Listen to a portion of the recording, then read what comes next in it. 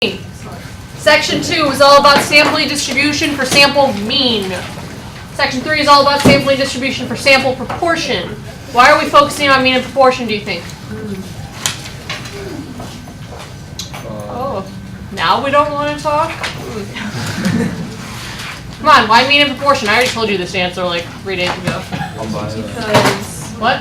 biased versus unbiased. Because they're both unbiased. They're both unbiased statistics. Okay, there's 3 things that we're going to do. You're going to know the 3 properties. You're going to know when a sampling distribution is approximately normal, and then you're going to calculate probabilities. Okay, this is the only notes. Whoa.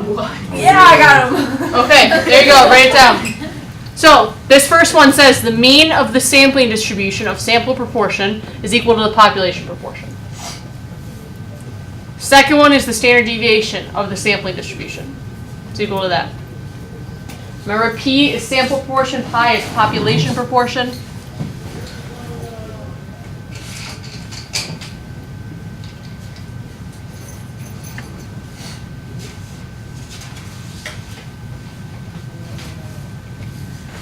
And then thirdly, the sampling distribution is approximately normal when n is large and pi is not too close to 0 or 1. That's very vague. So these are the 2 inequalities that you check to make sure that the sampling distribution is approximately normal. If n times pi is at least 10 and n times 1 minus pi is at least 10, the sampling distribution is approximately normal.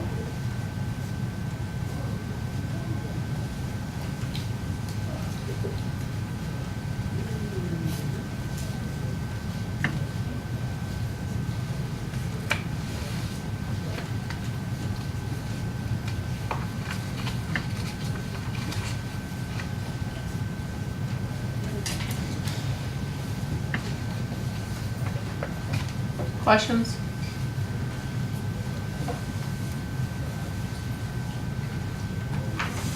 No?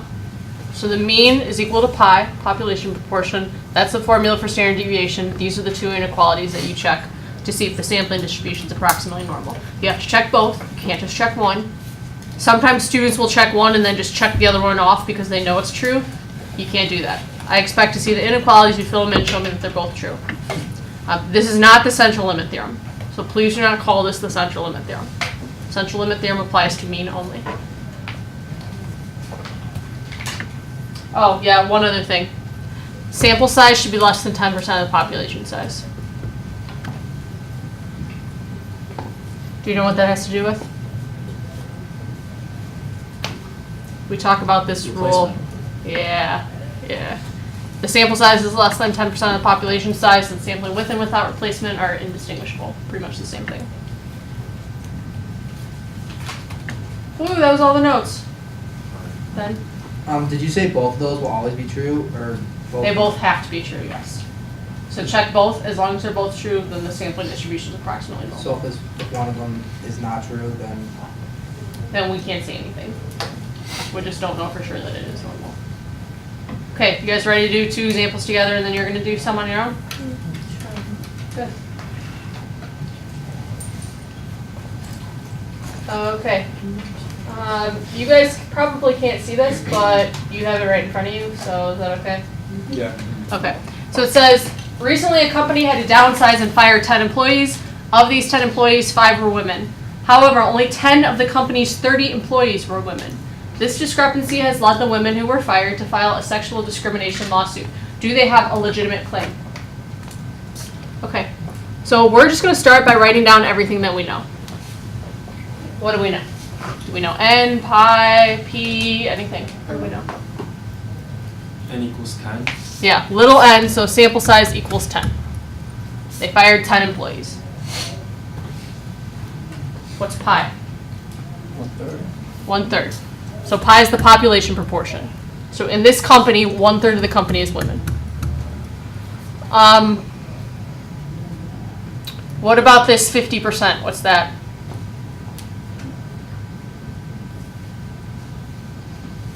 Sample proportion. Sample proportion. Yeah, that's P. So out of my sample of 10, 50% of them were women. And then there's one other number that we know. Any idea? Isn't that Total population size 30, 7. So that's big N. Okay, so this is what we know so far. It says, do they have a legitimate claim? So this is what we want to know. They're going to have a legitimate claim if it's a very small probability of firing 50% women. So let's say that they had these 30 names in a hat and they just randomly chose 5. We want to know what's the probability, or they randomly chose 10.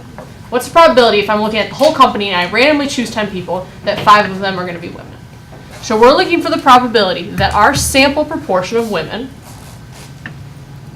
is greater than or equal to 0.5. So this is the probability if I randomly choose 10 people out of this company of 30, what's the probability the proportion of women I choose is at least 0.5? Okay, so this tells us that we're looking at the sampling distribution for sample proportion. So first thing is we need to know what is the mean of this distribution. So the mean of the sampling distribution is equal to the population proportion, which in this case is 1/3, so I'm just going to write it as 0.33. We need to know the standard deviation of the sampling distribution. So this is going to be the square root of pi times 1 minus pi all over n. So that's the square root of 0.33 times 1 minus 0.33 all over 10. Get out a calculator, please.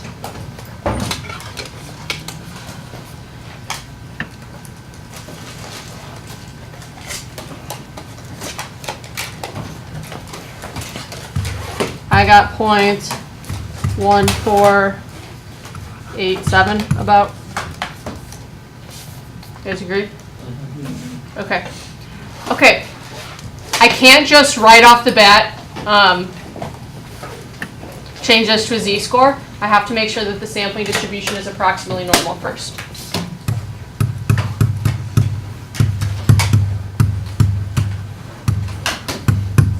So I have to check that n pi is greater than or equal to 10, and n times 1 minus pi is greater than or equal to 10.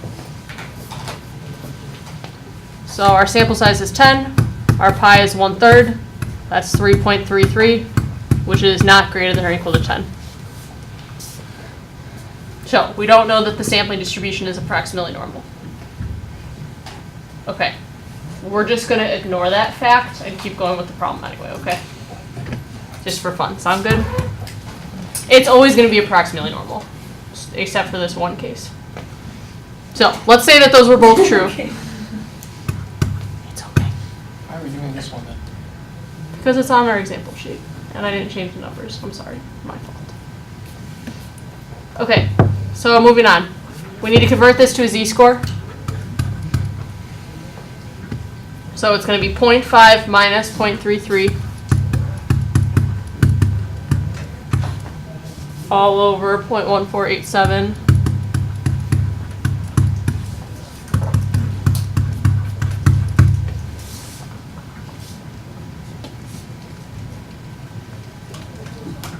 and I got a z-score of 1.143. Somebody verify that you got the same thing? Okay, then we would do normal CDF of that 1.143, comma 1 times 10 to the 99th, comma 0, comma 1. And I got the probability to be 0.1265. So what this is saying is, out of my 30 employees, if I randomly chose 10 of them, about 12% of the time, 5 or more would be women in the sample. Knowing that, do these women have a legitimate claim of discrimination? Do you know what the rule of thumb is?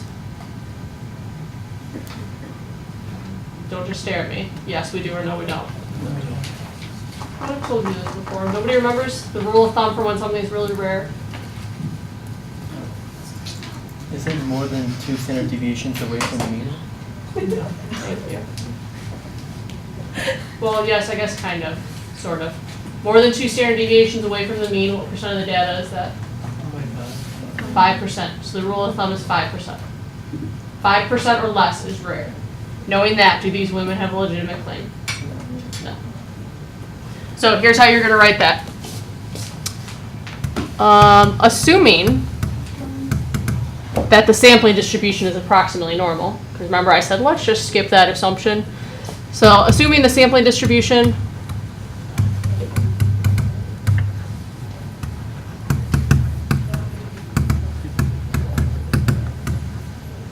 of sample proportion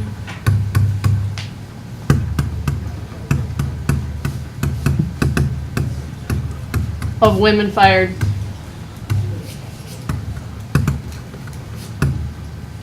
is approximately normal.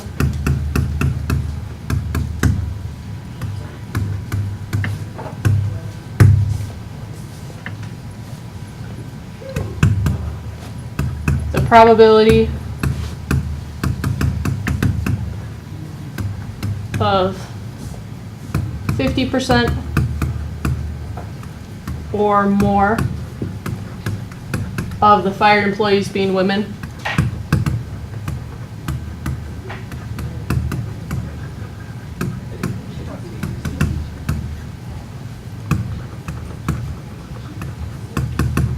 is 0.1265.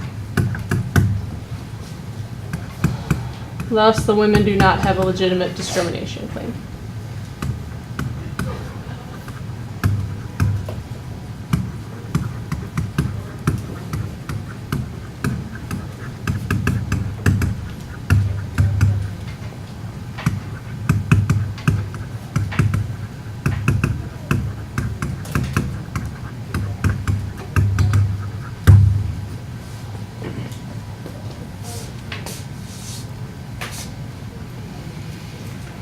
Now, what did I neglect to do? Draw a figure. Yeah, I saw that. Put that back in. Just look towards the wall if you're going to make a face. Hide it better. Make sure I'm not looking directly at you. Okay, that's the mean. That's the standard deviation. So this is normal. You have to draw a figure. I told you guys, you are going to draw these normal curves approximately 500 more times. And I'm not exaggerating. Every single, well, not every single, like 70% of the problems for the rest of the year, you're going to have to draw a normal curve. So get over it, okay? Yes? Is this what Mr. Bragg said was really boring or like really repetitive? No, Seconds we haven't gotten to that yet. I'm excited too. Yes. Why do we care about big N? Or why do we write down the board? Because this is another assumption that I glossed over. Your sample size should be less than 10% of the population size if you sample without replacement, which is not the case here. Here, 10 is not less than 10% of 30, and we're sampling without replacement. So what does that mean? So that means none of the assumptions were met, and we just carried out the problem anyway. Good. I'm going to give you ones where the assumptions are met with the exception of these problems. Let's not complain. What if it does on the AP test and it's not like normal, what are you supposed to say? Like, Okay, so if it asks you to do this question, and theoretically the sampling distribution is not approximately normal, carry out the whole problem as if it were, and then say that in your answer. Yes? Didn't you already do that for N pi is greater than or equal to 10? Is that the same thing as we just did there? Is this the same as that? Yeah. No. This checks that the sampling distribution is approximately normal. This over here checks that sampling with and without replacement are the same. Because this whole process is under the assumption that you're sampling with replacement, which we never do. That's why you have to check this. Okay. Anything else? We want to do another example, or are we going to whine some more? Whine some more? Probably? Shocking. Okay, well, go on to the next page anyway, because I can deal with your whining. I hear it enough. Okay, a pollster believes that 20% of the voters in a certain area favor a bond issue. If 64 voters are randomly sampled from the large number of voters in the area, approximate the probability that the sampled fraction of voters favoring the bond issue will not differ from the true fraction by more than 0.06. Right, 0.06. Okay, that 20%, what is that? Pi.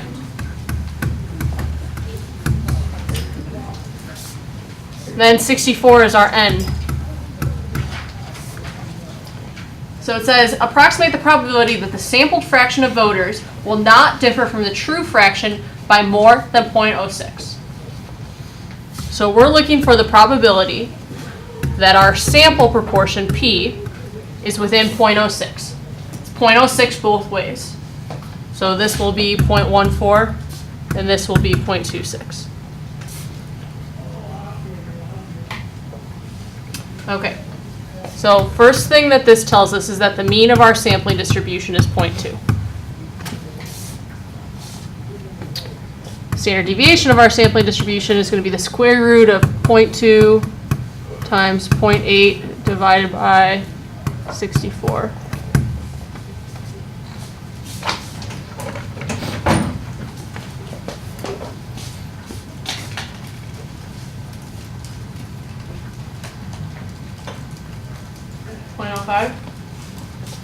Yeah. Okay. Then we need to check that the sampling distribution is approximately normal. So is n pi greater than or equal to 10? So that's 64 times 0.2, which is definitely greater than 10. 12.8.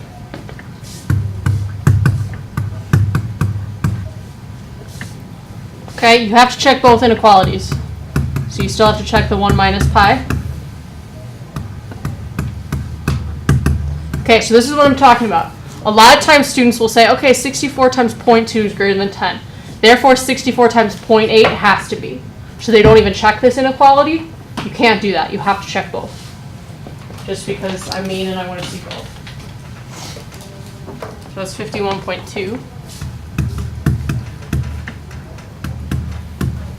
There you go for everybody. It's approximately normal. Okay. Now we can convert this to a z-score. So we have 0.14 minus 0.2 all over 0.05. 0.26 minus 0.2 all over 0.05.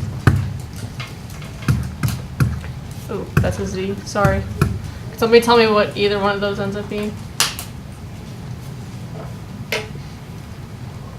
Somebody do this calculation. 1.2. Thank you.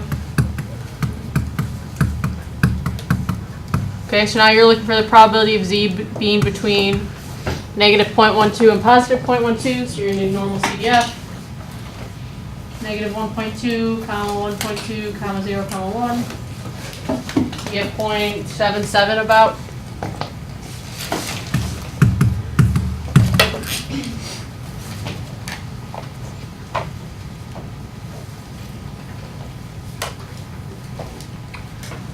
Okay.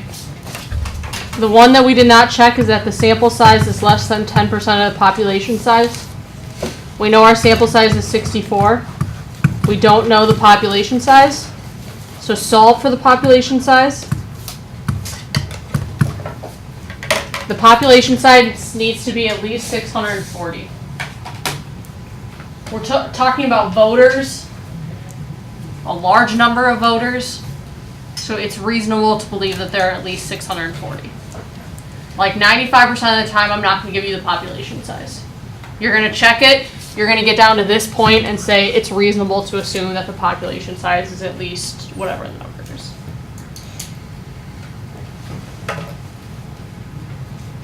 How do we feel about this? Not bad? Mm-hmm. And of course we would draw a figure, right? Absolutely. Can I erase this? Yes.